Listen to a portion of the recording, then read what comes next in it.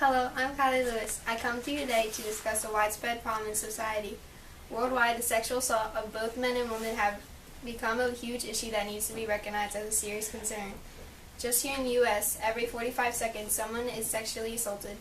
It is shown that 44% of sexual assault and rape victims are under the age of 18, which causes depression and can lead to suicide. We have here today a rape victim named Sierra Urin who got sexually assaulted by a coworker coming back from work late at night. So Sierra, did this coworker show signs that would eventually lead to what happened to you?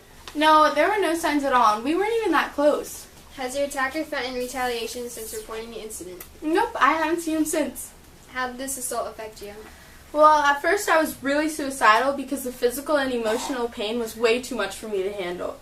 Depression was a major factor in the aftermath, as well as not being able to sleep. I was diagnosed for insomnia a few weeks after it happened.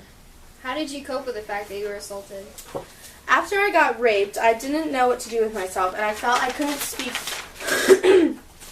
to anyone about it because I was still in shock. A few weeks after the assault, I started going to therapy, and I learned I was not the only one who had been raped. The thing that I have tried to do is move forward and live my life. I do not want to be portrayed as a victim because the one thing I took out of this assault was that I came out alive. It is evident that you spawned a movement to battle sexual assault. How did you manage that? I've traveled around the globe telling my story to people everywhere so that the world is informed about the sexual assault. I hope that those listening who have also been raped can gain something from my story and motivate themselves to do what I am doing and speak to others about the issue. Well, thank you for being here today and sharing your experience here. Continuing on the topic is Dr. Andrew Schreiber. Good morning, Andrew. Good morning. So, Dr. Schreiber, I'm sure you've had many patients who were rape victims.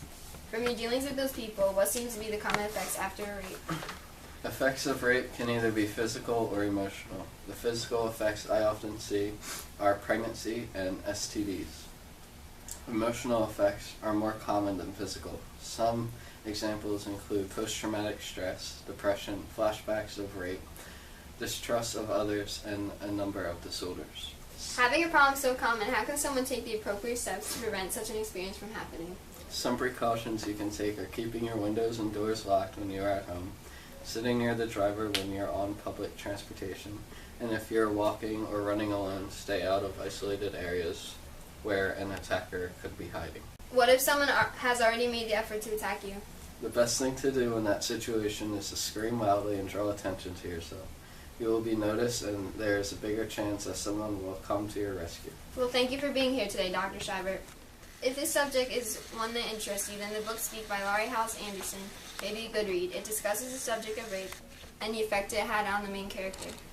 I hope that these set of interviews have affected you viewers to take the right precautions and to inform you so that you can make smart choices in your life.